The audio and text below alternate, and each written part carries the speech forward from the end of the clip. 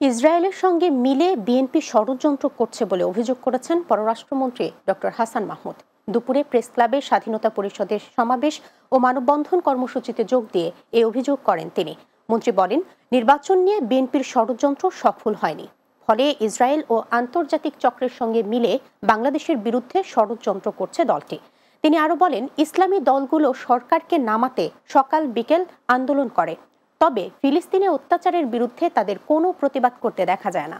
Walton fridge কিনে অনেকের মতো আপনিও হয়ে যেতে পারেন মিলেনিয়াল। সেরা পণ্যের সেরা অফার। তারা ফিলিস্তিনি ভাই বোনদের পাশে তো দাঁড়াই নেই, বরং এই গণহত্যার বিরুদ্ধে একটি শব্দ উচ্চারণ করে নাই।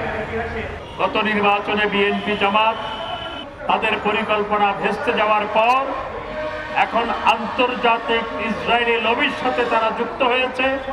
আন্তর্জাতিক ইসরায়েলি লবির সাথে যুক্ত হয়ে বাংলাদেশের বিরুদ্ধে ষড়যন্ত্র করা শুরু করেছে।